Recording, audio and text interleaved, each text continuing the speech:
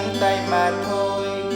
Đời bạt già lắm phũ phàng, tiền có kiếm như nước rồi cũng sẽ trôi hết. Tay không trắng tay lại về không, đời phiêu lưu là thế, không biết đến ngày mai, nên giờ đây mới đắng cay. Ngồi trước tấm gương sáng rồi vào đó